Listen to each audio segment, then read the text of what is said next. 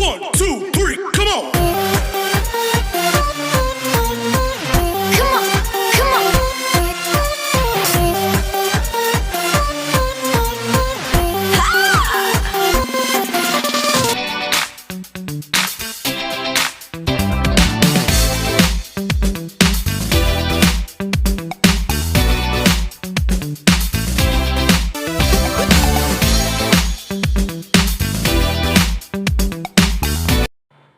Hello guys, welcome back to Mobile Academy. मैं हूं आपका दोस्त और एक शो का होस्ट यानी कि आपका मेंटोर शुभम। हमने मूवी का part 1 Indian economy on the eve of independence देख लिया था। आज टाइम है उस मूवी को ख़त्म करने का, मतलब उसका पार्ट 2 निकाल के उसको रैप अप करने का। तो देखिए, एक बार फ्लैश बैक चलते हैं कि भाई पार्ट 1 में हमने क्या देखा था। तो हम लोगों ने पार्ट 1 में पढ़ा था कि हमारे भारत की इकोनॉमी इंडिपेंडेंस के टाइम पे कैसी थी। तो हमने देखा था कि जब अंग्रेज नहीं आए थे हमारे देश में तो हम बहुत ही अच्छे से काम करते थे। हम लोग एक्सपोर्ट भी कर रहे थे। हमने मलमल के बारे में पढ़ा था कि हाँ, मलमल हम एक्सपोर्ट करते थे, हमारे स्पाइसेस वगैरह एक्सपोर्ट करते थे। और कुछ जगह पे कुछ फैक्ट्रीज वगैरह भी होती थी, कुछ मैन्युफैक्चरिंग यूनिट्स भी हमारे देश में अवेलेबल थी। लेकिन फिर आए अंग्रेज और उन्होंने हमको क्या बना के रख दिया था, मात्र एक mayor exporter of the raw material. तो उन्होंने हमको एक्सपोर्टर बना के रख दिया था, जिससे हमारे देश की हालत बद से बदतर होती चली गई। फिर हमने शुरुआत करी थी उसकी low level of economic development at the time of independence, कि भाई अंग्रेजों के समय पे इंडिया की जो डेवलपमेंट का लेवल था ना, वो that was very low on the lower side. अब क्यों था लोअर साइड पे? क्योंकि जैसे मैंने आपको बताया, अंग्रेज हमको क्या करते थे, as a major exporter of the raw material use कर रहे थे। हमसे वो सामान प्रोड्यूस कराते थे और अपनी जो ब्रिटेन की इंडस्ट्रीज थी वहां पे उस सामान को प्रोवाइड कर देते थे। तो ये दिक्कत हो रही थी। फिर हमारा डिस्कशन प्रोसीड किया था एग्रीकल्चर सेक्टर की तरफ कि भाई एग्रीकल्चर सेक्टर में क्या होता था, क्या हालात एग्रीकल्चर सेक्टर के, हमने वो पढ़ा था। हमने देखा था वहां पे किस तरह वहां पे जमींदारी सिस्टम चल रहा था। जो फार्मर्स थे उनके पास पैसा नहीं था कल्टीवेशन करने के, उनके पास मॉडर्न टेक्नोलॉजी नहीं थी। उन सब की कमी के कारण वो बहुत ही ज़्यादा, उनकी कंडीशन बहुत ही ज़्यादा इंकरेजिंग नहीं थी। तो हम लोगों ने ये पढ़ा था। फिर हमारा डिस्कशन मूव किया था इंडस्ट्रियल सेक्टर की तरफ कि भैया इंडस्ट्री का क्या हाल था हमारे देश में। हमने देखा था कि 1908 में टिस्को आया था हमारे देश में। हमारे देश में बहुत ही कम इंडस्ट्रीज थी। टिस्को के आने के बावजूद इंडस्ट्रियल ग्रोथ जो थी ना, बहुत ज़्यादा इंकरेजिंग नहीं थी। कभी भी हम बहुत ज़्यादा ग्रो नहीं कर पाए थे हमारे देश में इंडस्ट्रीज को। इस वजह से हमारी ज़्यादातर इकोनॉमी कहाँ पे डिपेंड थी, एग्रीकल्चर सेक्टर पे ही बहुत ज़्यादा वो डिपेंडेंट थे। फिर हमारा डिस्कशन मूव किया था फॉरेन ट्रेड की तरफ कि भैया फॉरेन ट्रेड क्या होती थी। तो हमने उसमें देखा कि फॉरेन ट्रेड हमारा जो था ना, बेसिकली फॉरेन ट्रेड मतलब होता है import and export. Import means which we buy from the other countries outside India. जब हम इंडिया से कुछ बाहर से खरीदते हैं उसको बोलते हैं इंपोर्ट। एंड एक्सपोर्ट क्या होता है, when we sell the goods to the rest of the world. जब हम बाकी कंट्रीज को सामान बेचते हैं उसको बोलते हैं हम एक्सपोर्ट। तो हमने देखा था हमारा जो एक्सपोर्ट था ना, बस 3-4 कंट्रीज को ही हो रहा था, मेनली वो ब्रिटेन को ही एक्सपोर्ट हो रहा था। और इंपोर्ट भी हम उन्हीं से ही कर रहे थे सामान। तो इसलिए हमारा फॉरेन ट्रेड के हाल भी बहुत ज़्यादा इनकरेजिंग नहीं थे। और फॉरेन ट्रेड ब्रिटिशर्स ने बढ़ाने के लिए सुएज कैनाल बनाया था, जिससे उन्होंने बहुत सारा माइल्स ऑफ डिस्टेंस उन्होंने कम कर दिया था। तो हमने ये देख लिया था अपनी पिछली क्लास में। तो अब हम शुरू करते हैं आज की क्लास अपनी। तो आज हमें पढ़ना है किसके बारे में, 3 चीजें। डेमोग्राफिक कंडीशन, हमारा इंफ्रास्ट्रक्चर कैसा था, ठीक है, और ऑक्यूपेशनल स्ट्रक्चर कैसा था। तो चलिए शुरू करते हैं। आपकी स्क्रीन पे आ गया है डेमोग्राफिक कंडीशन। तो मैं पहले बताऊं डेमोग्राफिक कंडीशन क्या होता है। डेमोग्राफिक मतलब क्या होता है कि भैया हमारे देश में कितने पढ़े लिखे लोग हैं, क्या लाइफ एक्सपेक्टेंसी है उनकी, इन्फेंट मोर्टेलिटी रेट क्या है, कितने वुमेन पढ़ी लिखी हैं, ये सब बताता है हमको डेमोग्राफिक कंडीशन। ठीक है, ये होती है डेमोग्राफी बोलते हैं इसको। तो अब डेमोग्राफिक कंडीशन भारत की इंडिपेंडेंस के टाइम पे कैसी थी, हम ये पढ़ने वाले हैं। तो अगर हम देखते हैं, हमें डेमोग्राफिक कंडीशन के बारे में बात करते हैं, तो भाई हमारे देश में जो मतलब डेथ रेट था ना बहुत ज़्यादा हाई था, बर्थ रेट भी बहुत ज़्यादा हाई था, जिसकी वजह से इन्फेंट मोर्टेलिटी रेट था ना वो बहुत ही ज़्यादा उस समय बढ़ा हुआ था। लिटरेसी, लोग लिटरेट थे नहीं, ठीक है, मतलब वुमेन तो बहुत ही कम लिटरेट थी। और ओवरऑल लिटरेसी रेट भी इंडिया का बहुत ही ज़्यादा इनकरेजिंग नहीं था। तो हम चलते हैं, देखो आपको दिख रहा होगा। तो चलो हम शुरू करते हैं। क्या था डेमोग्राफिक कंडीशन। सेंसस इन 1881 आफ्टर एवरी 10 ईयर्स। क्या हुआ था, पहली बार इंडिया में ब्रिटिशर्स ने पहली बार ट्राई किया कि हम इंडिया का एक सेंसस करते हैं, देखते हैं पॉपुलेशन की जनगणना करते हैं कि कितनी पॉपुलेशन है, क्या हालात है इंडिया के। बेसिकली डेमोग्राफी को चेक करने के लिए उन्होंने ये चीज़ें को करा। 1881 में उन्होंने एफर्ट्स लगाया बट ज़्यादा कोई फायदा हुआ नहीं। फिर before 1921 India was in the first stage of demographic transition. तो 1921 के पहले इंडिया का क्या था, first stage of demographic transition था, और उसके बाद 1921 में India began the second stage of the demographic transition. But उस समय तक भी हमारी population that was not increasing, बहुत ज़्यादा पॉपुलेशन हमारी बढ़ी हुई उस समय भी नहीं थी। पॉपुलेशन रेट उस समय बहुत ज़्यादा नहीं था, ना पॉपुलेशन टोटल ज़्यादा थी, ना ही पॉपुलेशन का ग्रोथ रेट भी बहुत ज़्यादा था। उस समय पे ऐसा कुछ भी नहीं था सेकंड स्टेज में आने के बावजूद। फिर हमने देखा था कि हम देखते हैं high birth and high death rate were implied low survival rate. इसका मतलब क्या हुआ, देखो बर्थ रेट भी बहुत ज़्यादा हाई था, बच्चे पैदा हो रहे थे, और डेथ रेट भी बहुत ज़्यादा हाई था। इसका मतलब क्या होता है, अगर बच्चे पैदा भी हो रहे हैं, मर भी रहे हैं, तो सर्वाइवल रेट क्या हो रहा है, बहुत ज़्यादा कम था। जो सर्वाइवल रेट था हमारा बहुत कम था, 8 पर 1000 था, मतलब 8,000 में से सिर्फ 8 बच्चा था जो जिंदा रह पाता था, बाकी मर जाते थे। The infant mortality rate was quite alarming, about 218 per 1000 per annum। देखो मतलब इन्फेंट मोर्टेलिटी, छोटा बच्चा 1 साल के अंदर में जो मरने वाला था वो 218 बच्चे मारा जाता था 1000 में से, और जो कि आज के टाइम पे अगर हम देखते हैं तो वो सिर्फ 63 रह गया है। इसको भी कम होना चाहिए, बट आज के टाइम पे 63 है। तो हम बोल सकते हो पास्ट में कितना था 218, और आज कितना है 63 है इन्फेंट मोर्टेलिटी रेट। फिर life expectancy was as low as 32 years. Life expectancy मतलब आमतौर पे आम लोग कितने साल जिंदा रहते हैं, उस समय पे 32 ईयर्स लोग जिंदा रह पाते थे। आज के टाइम पे वो हो गया है कितना 66 years. Which shows the lack of the health care facilities. देखो क्यों हो रहा होगा, लोग मर क्यों रहे हैं, रीजन क्या था, वहाँ पे उस समय पानी गंदा होता था, हेल्थ केयर फैसिलिटीज नहीं थी, हॉस्पिटल थे नहीं, जो थे वो भी काम के ज़्यादा थे नहीं, ठीक है। लोगों में अवेयरनेस नहीं थी ज़्यादा, वो अवेयर नहीं थे किसी भी चीज़ को लेकर। जैसे आज कोविड-19 आया हुआ है, लोग अवेयर हैं तो लोग अपनी सुरक्षा खुद कर रहे हैं कि हाँ यार घर पे रहो, सेफ रहोगे, ठीक है, मास्क यूज़ करो, सैनिटाइजर यूज़ करो। तो ये क्या अवेयरनेस है, इसलिए हम जिंदा है। अगर अवेयरनेस नहीं होती तो आज भी हमारी इंडिया की सिचुएशन बहुत ज़्यादा खराब हो सकती थी। तो ऐसा पास्ट में होता था, वो प्रॉब्लम थी उनके लिए। फिर 6 point, literacy rate was as low as 16%, which reflect the social and the economic backwardness of the country. Literacy rate कितना था हमारा, सिर्फ और सिर्फ 16%, ओनली 16%, मतलब हम बोल देते हैं 16 आउट ऑफ 100 पर लिटरेट, मतलब 84 क्या थे, इलिटरेट थे। और हालत और ज़्यादा खराब कहाँ है, अब आगे की लाइन पढ़ो, आगे लिखा हुआ है, out of this the female literacy rate was at a negligible of amount about 7% only. मतलब फीमेल कितनी थी, सिर्फ 7%, मतलब 100 में से सिर्फ 7 महिलाएं थी जो कि शिक्षित थी, बाकी सारी क्या थी, अशिक्षित थी। तो ये बहुत ही बड़ा हमारे देश के लिए बहुत ही सम्मानजनक बात नहीं है, ठीक है। तो ये यहाँ पे खत्म होता है हमारा डेमोग्राफी का, ठीक है, कि डेमोग्राफी में क्या है। एक बार अगर क्विकली रिवाइज करना चाहें तो हम देख सकते हैं कि इसमें क्या था कि भाई 1881 में पहली बार सेंसस हुआ, हर 10 साल में उसका सेंसस होना शुरू हुआ। 1921 में इंडिया डेमोग्राफी की सेकेंड स्टेज में एंटर किया। फिर जो बर्थ रेट और डेथ रेट था बहुत ज़्यादा हाई था, जिसकी वजह से सर्वाइवल रेट बहुत ज़्यादा लो था, ठीक। अब सर्वाइवल रेट अगर लो था, कितना था सर्वाइवल रेट, 8% पर 1000 एनएम। इन्फेंट मोर्टेलिटी रेट कितना था, 218 था, जो कि आज के टाइम पे है हमारा 63। लाइफ एक्सपेक्टेंसी कितनी थी, 32 थी, आज के टाइम पे कितनी है, 66 है।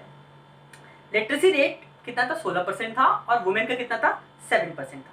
ये खत्म होता है हमारा डेमोग्राफिक कंडीशन। अब हम देखते हैं, अब हम बात करते हैं ऑक्यूपेशनल स्ट्रक्चर की। आज का है दूसरा टॉपिक, क्या नाम है आज के दूसरे टॉपिक का, ऑक्यूपेशनल स्ट्रक्चर। अच्छा, ऑक्यूपेशन क्या होता है, ऑक्यूपेशन मतलब होता है काम करना, स्ट्रक्चर मतलब किस जगह पे काम कर रहे हो। बेसिकली इंडिया में 3 सेक्टर माने जाते हैं, एक हो गया एग्रीकल्चर सेक्टर, एक हो गया इंडस्ट्रियल सेक्टर, एक हो गया मैन्युफैक्चरिंग मतलब इंडस्ट्रियल मैन्युफैक्चरिंग हो गया, और एक हो गया सर्विस सेक्टर। मतलब एक तो या तो इंसान किसान होगा, खेत में लगा होगा, एग्रीकल्चर एक्टिविटी, देखो सिर्फ किसान नहीं, एग्रीकल्चर सेक्टर मतलब होता है एग्रीकल्चर रिलेटेड, एग्रीकल्चर को बेचने वाला जो मार्केटर होता है वो भी इसमें इंक्लूड होगा, ठीक है। तो एग्रीकल्चर सेक्टर में कितने लोग थे और कितने लोग मैन्युफैक्चरिंग सेक्टर में थे हमारे देश के, और हमारे देश के कितने लोग सर्विस सेक्टर में थे, ये हम देखेंगे। तो हम शुरू करते हैं। देखो दिख रहा होगा आप लोगों को, agriculture was the principal source of occupation and about 72% of the population was engaged in agriculture. कितनी पॉपुलेशन एग्रीकल्चर में थी, 72.7%, ऑलमोस्ट 73% हमारी एग्रीकल्चर सेक्टर में थी। वहाँ पे सिर्फ और सिर्फ किसान था या किसान रिलेटेड सर्विसेज जो होती है ना, वहाँ पे लोग हमारे देश में लगे पड़े थे। फिर second point, only 10.1% of the working population were engage in the manufacturing sector which showed the backwardness of the Indian industry at the time of independence. मतलब अब भाई सिर्फ 10% लोग थे जो इंडस्ट्रियल सेक्टर में थे। इससे दिख रहा है कि हमारा देश कितना बैकवर्ड था। इसलिए देखो आज हम उसको भोग रहे हैं कि आज हम सोच रहे हैं कि हाँ भाई दूसरा कोई कंट्री वैक्सीन बनाएगा कोविड-19 की। अगर हमारा इंडस्ट्रियल सेक्टर इतना ग्रो होता, इतना इंफ्रास्ट्रक्चर ग्रो होता उस समय से, तो शायद बाकी लोग हमको देख रहे होते कि हाँ हम कुछ करेंगे। ठीक है, चलो third point, only 17.2% of the working population were engage in the service sector which also proved the slow growth of the tertiary sector at the time of independence। और सिर्फ हमारी पॉपुलेशन का 17.2% लोग थे जो सर्विस सेक्टर में थे। Service sector मतलब क्या होता है समझते हो? सर्विस सेक्टर मतलब होता है बेसिकली इंश्योरेंस, बैंकिंग, ठीक है, जो सर्विसेज देना। तो सर्विस सेक्टर में कितने लोग थे? सिर्फ और सिर्फ 17.2%। बहुत ज़्यादा ये इनकरेजिंग नहीं है। ठीक है, एग्रीकल्चर में कितना है? 72% है, ऑलमोस्ट 73% है। मैन्युफैक्चरिंग में कितना था या इंडस्ट्री में कितना था? 10% था, और 17.2% था हमारे पास सर्विस सेक्टर में। तो ये खत्म होता है हमारा ऑक्यूपेशनल स्ट्रक्चर का। आप देखते हैं आगे। अब इसमें देखो एक बात थी, हुआ क्या था, जो आपको लिख रहा है कि 10% लोग मैन्युफैक्चरिंग में थे, तो हुआ क्या था, ये लोग शिफ्ट कर रहे थे।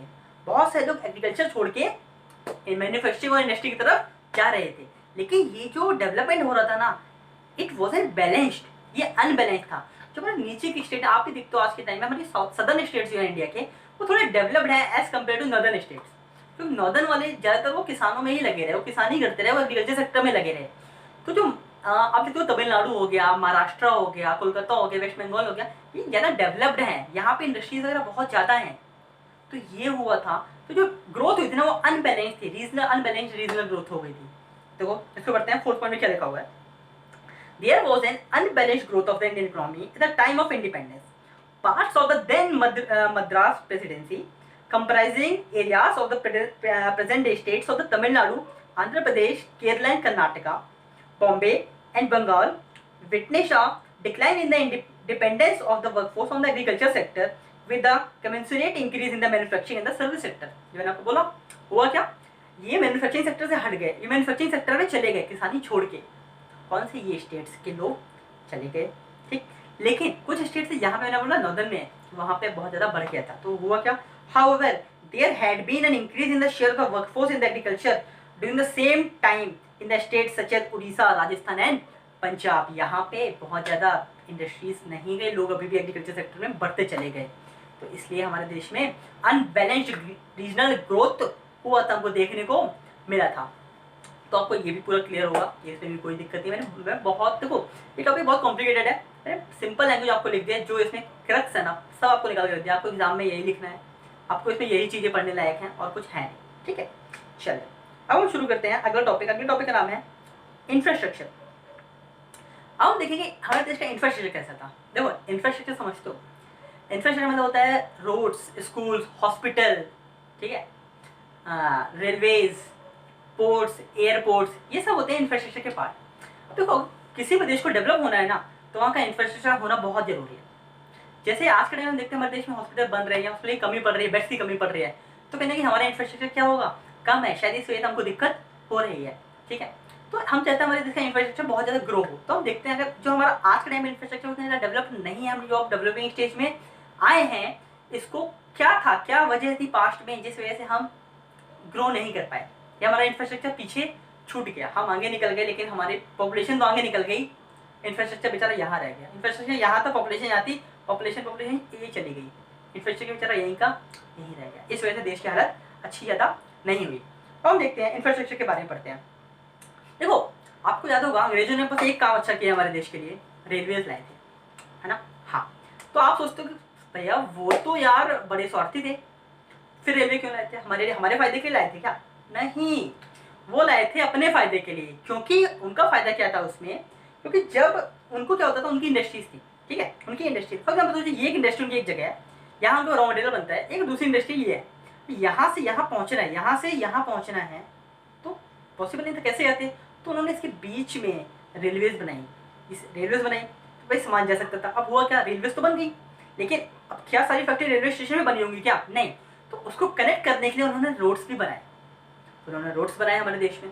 फिर क्या होता था, अब देखो ब्रिटेन से सामान आता था, मैंने बोला ना एक्सपोर्ट करते थे हम लोग इंडियंस के लिए। तो जो सामान आता था, तो सामान कैसे आता था? उस समय तो हवाई जहाज इतने थे नहीं, हवाई जहाज से सामान मंगाना नॉट फिजिबल, कॉस्टली बहुत हो जाएगा। तो पोर्ट्स में आता था, समुद्र के किनारे आता था, समुद्र के रास्ते आता था। तो उससे हमको क्या बनाने पड़े, उनको पोर्ट्स बनाने पड़े। तो ब्रिटिशर ने हमारे लिए क्या बनाए थे? पोर्ट्स बनाए थे। ठीक है, आपको लॉजिक समझ में आ रहा है क्यों बनाए होंगे पोर्ट्स उन्होंने? उन्होंने हमारे लिए पोर्ट्स बनाए। अब अच्छा ये बताओ, सोचो, ये एक इंडस्ट्री ये है, एक इंडस्ट्री ये है, इन्हें आपस में बात करनी है, कैसे करेंगे? आज आप क्या करते हो, व्हाट्सएप किया, हो गई बातें। तो अब भाई इनके पास तो ये भी नहीं था, तो इन्होंने इस वजह से इन्होंने पोस्ट सिस्टम शुरू किया, पोस्ट एंड टेलीग्राफ वगैरह इन्होंने शुरू किया था ताकि ये दोनों कम्युनिकेट कर सकें। तो इन्होंने हमारे देश के लिए ये भी किया था और रेलवेज लाए थे, ये मैंने आपको बताया। ठीक है, चल अब फिर इन्होंने एक चीज की थी, हमारे देश में बार्टर सिस्टम चलता था, इन्होंने बार्टर सिस्टम भी हटा दिया था। बार्टर सिस्टम क्या होता था? गुड्स फॉर गुड्स, मतलब भैया मुझे एक मेरे पास एक 1 बैग ऑफ वीट है, आपके 1 बैग ऑफ राइस है, मुझे राइस चाहिए तो मैं वीट और राइस को एक्सचेंज कर लूँगा। मनी नहीं थी, तो ब्रिटिशर्स ने मनी को इंट्रोड्यूस कराया था, मनी एक्सचेंज सिस्टम लाए थे, जिस वजह से हम बार्टर सिस्टम खत्म हुआ था और हम एक्सचेंज करना हम सीख गए थे। चलो अब हम पढ़ते हैं इसको जल्दी से।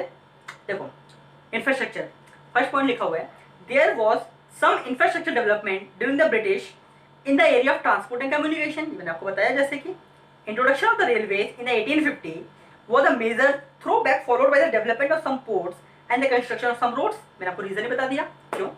The first railway bridge linking Bombay with Thane 1854। तो पहला ब्रिज कब बनाया गया था? जो बॉम्बे और थाने को लिंक कर रहा था, 1854 में बनाया था। ये एमसीक्यू में क्वेश्चन आ सकता है, आपको याद रखना पड़ेगा। ठीक है, फिर but the main motive of the British government was to foster the interest of the government rather than to accelerate the growth of the Indian economy। मैंने बात की थी कि वो उनका मोटिव हमको मतलब हमारा कंट्री का डेवलपमेंट करना नहीं था, उनको अपनी गवर्नमेंट को चलाना था, अपनी इंडस्ट्रीज को ग्रो करना था, इसलिए उन्होंने ये ऐसा किया था। ठीक, there was a transition from the barter system of exchange to the monetary system of exchange which facilitated the division of labour and large scale production. ठीक है, जैसा मैंने आपको बताया। ठीक है, चलो यहाँ पे खत्म होता है हमारा ये चैप्टर। अब हम क्या करेंगे, क्योंकि आपने पहला पार्ट पढ़ा था, आज पढ़ा, ये वेस्ट नहीं होना चाहिए था, जल्दी से रिकैप मारते हैं क्या है पूरे चैप्टर में। ठीक है, ताकि जब आप अगली बार से पढ़ना शुरू करोगे ना इसको, तो पूरा 2 वीडियो देखने की जरूरत नहीं है। ये 5-7 मिनट हम जो रिवाइज करने वाले हैं ना, आप ये देखोगे और आपका काम कंप्लीट। ठीक है, एकदम याद हो जाएगा, मेमोराइज हो जाएगा। और देखो इसके बाद जो अगला वीडियो आएगा उसमें हम इसके क्वेश्चन करेंगे, जो भी पॉसिबल क्वेश्चंस आ सकते हैं इस पेपर से, इस चैप्टर से, वो हम सॉल्व करेंगे। ठीक है, जिससे कि और आपको क्लैरिटी आ जाएगी कि आंसर लिखना कैसे है, कॉन्सेप्ट तो आ गया, बट आंसर कैसे करना है। ठीक है, अगले वीडियो में हम वो करेंगे। तो चलो हम शुरू करते हैं जल्दी से अपना क्विक रिकैप। देखो पहला हमने पढ़ा था, चैप्टर का नाम क्या है? Indian economy on the eve of independence. आजादी के पहले भारत की अर्थव्यवस्था कैसी थी?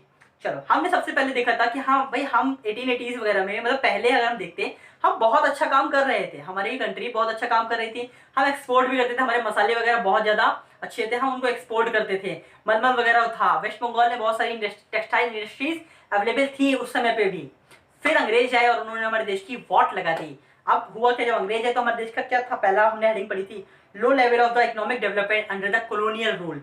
क्यों हुआ था लो लेवल ऑफ डेवलपमेंट? हमने ये अच्छे से पढ़ा था, हमने आज भी रिवाइज किया, पहले भी पढ़ा था कि भैया क्या कहते हैं ब्रिटिशर्स ने, उन्होंने हमको बस एक feeder of the raw material बना दिया था, फीडर ऑफ देयर इंडस्ट्रीज बना दिया था, कि उनकी इंडस्ट्रीज को सामान चाहिए होता था बनाने के लिए, फिनिश गुड बनाने के लिए, तो उन्होंने हमसे रॉ मटेरियल लेते थे और वो सामान बना के हमको वापस बेच देते थे। तो उन्होंने इस वजह से हमारी जो लेवल ऑफ डेवलपमेंट क्या था, हमारी इकोनॉमी का बहुत ज़्यादा लो हो गया था, बहुत ज़्यादा खराब था। सेकेंड था, हमने पढ़ा था एग्रीकल्चर सेक्टर के बारे में। भाई एग्रीकल्चर सेक्टर इंडिया का कैसा था? हमने देखा था हमारी most of the population was engaged in the agriculture, but then also the condition of the agriculture was very deteriorating। ठीक है, वो कंडीशन तभी बहुत ही ज्यादा खराब थी। अब क्या था, हमने देखा था उसमें सैलिनाइजेशन हो जाता था। क्या था, उनके पास सिस्टम अच्छा नहीं, ड्रेनेज सिस्टम नहीं था, तो हमने देखा था सैलिनाइजेशन होता था, पानी क्या था, जम जाता था, तो वो सॉल्ट जो मतलब लैंड होती थी वो सॉल्ट अब्जॉर्व कर लेती थी, तो उस वजह से वहाँ पे फर्टिलिटी चली जाती थी। फिर हमने पढ़ा था टेरेसिंग के बारे में। टेरेसिंग फार्मिंग होती है, जिसमें लेटर बाय लेटर बनाते हैं, ठीक है, स्टेप बाय स्टेप बनाते हैं लेटर शेप में, जिससे कि पानी का फ्लो हो सके। लेकिन उसमें पैसा लगता था, तो इनके पास पैसा नहीं था, ये नहीं कर पा रहे थे। और सबसे बड़ी बात थी, जमींदारी सिस्टम लगा हुआ था, तो जमींदार से इनको पैसा लेते थे, इनसे जबरदस्ती रेंट वसूल करते थे, लगान वसूल करते थे। तो वो इनको देना पड़ता था। फिर हमने देखा था इंडस्ट्रियल सेक्टर के बारे में कि भाई इंडिया में इंडस्ट्रियल सेक्टर बहुत ज़्यादा इंकरेजिंग नहीं था। छोट-मोट इंडस्ट्रीज थी एक दो जगह पे, बट वो बहुत ही कम थी। 1908 में टिस्को आया था, ठीक है। ओके, जब टिस्को आया तो हाँ थोड़ा सा डेवलपमेंट हुआ था, but development that was not that much increasing, ठीक है। हर जगह थोड़ी बहुत इंडस्ट्री खुल रही थी, तो बहुत ज़्यादा कोई वो अंतर नहीं ला पा रही थी। इस वजह से इंडिया की जो डेवलपमेंट है, इंडस्ट्रियल डेवलपमेंट, वो इंडिपेंडेंस के बाद ही बहुत ज़्यादा धीमा ही रहा है, ठीक है। उसके बाद डिस्कशन मूव किया था फॉरेन ट्रेड की तरफ। हमने पढ़ा था फॉरेन ट्रेड के बारे में कि फॉरेन ट्रेड क्या होता है। हमने देखा foreign trade means the import and export of the goods, ठीक है, into the country and out of the country respectively. फिर अब हमने देखा था हमारा एक्सपोर्ट बस ब्रिटेन को होता था, एक दो कंट्री थी ईरान वगैरह थी वहां पे हो रहा था, अदरवाइज हम सिर्फ एक्सपोर्ट कर रहे थे ब्रिटिशर से। यहाँ तक कि जो हमारा मतलब अब हो क्या रहा था, क्योंकि मोस्टली हम सारी चीजें वहाँ पे एक्सपोर्ट कर दे रहे थे, बेचते रहे थे ब्रिटिश हमसे लेके, तो इवन हमको जो जो मतलब क्वालिटी सामान नहीं मिल रहा था, वो हमको बेकार क्वालिटी का सामान बेच रहे थे, ठीक है। कुछ भी बेसिक चीजें हमको उनसे ही लेनी पड़ी, तो उनकी क्वालिटी भी बहुत ज्यादा डिटोरिएटिंग, बहुत खराब मतलब सामान था, लेकिन क्या था, मजबूरी का नाम महात्मा गांधी, तो उनको खरीदना पड़ रहा था। सॉरी। फिर हमने पढ़ा था डेमोग्राफिक कंडीशन के बारे में कि भैया डेमोग्राफिक कंडीशन हमने आज पढ़ा डेमोग्राफिक कंडीशन। आज की शुरुआत करी डेमोग्राफिक कंडीशन से। हमने डेमोग्राफिक कंडीशन में देखा कि भैया हमारे देश में लिटरेसी रेट बहुत कम था, 16% था, जिससे महिलाओं का जो लिटरेसी रेट था वो सिर्फ और सिर्फ 7% था। फिर हमने देखा था इन्फेंट मोर्टेलिटी रेट बहुत ज़्यादा हाई था हमारे देश में, जो कि मतलब 268 हुआ करता था, ठीक है, आज बहुत कम 63 आ गया है। फिर हमने देखा था लाइफ एक्सपेक्टेंसी बहुत कम थी, तो उस समय 32 ईयर्स होती थी, जो आज के टाइम पे 66 ईयर्स होती है। फिर हमने देखा था कि भाई हमारा बर्थ रेट और डेथ रेट बहुत ज़्यादा हाई था, जिसकी वजह से जो मोर्टेलिटी रेट था वो बहुत कम था, ठीक है। मोर्टेलिटी रेट मतलब बहुत ज़्यादा था, ठीक है, जो उतना आदमी जी सकता था वो बहुत कम जी रहा था।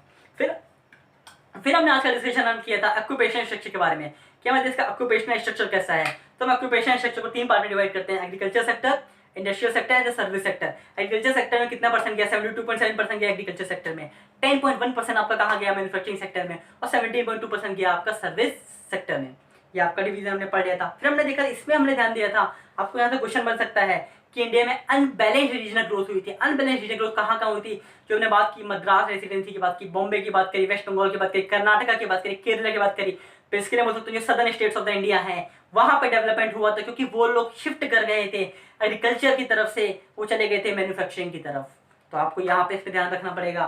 फिर हमने डिस्कशन किया था इंफ्रास्ट्रक्चर के बारे में कि ब्रिटिशर्स ने क्या क्या बनाया था हमारे देश के लिए। हमने देखा उन्होंने क्या बनाया था, उन्होंने हमको दिया रेलवे, जो कि उनको सामान इस इंडस्ट्री से इस इंडस्ट्री पहुंचाता, उन्होंने रेलवे बनाया। अब इंडस्ट्री में सामान आने के लिए ब्रिटेन से सामान लाना था, तो उसके लिए उन्होंने पोर्ट्स बनाए, और ये कम्युनिकेट कर सके इसलिए उन्होंने पोस्ट वगैरह बनाए, ठीक है। और उन्होंने मनी का एक्सचेंज शुरू कराया था, बार्टर सिस्टम उन्होंने खत्म कराया था। इसी के साथ खत्म होता है हमारा ये शानदार चैप्टर। आई होप आपको मजा आया होगा इसको पढ़ के।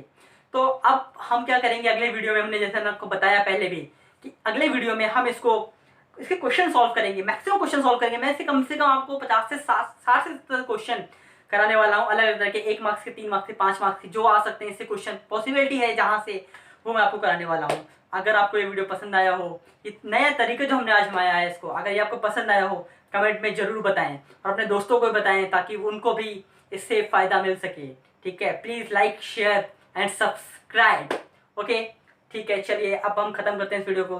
चलो, सावधान रहो, सतर्क रहो, खुद का ध्यान रखो, माता पिता का ध्यान रखो। Bye bye, God bless you.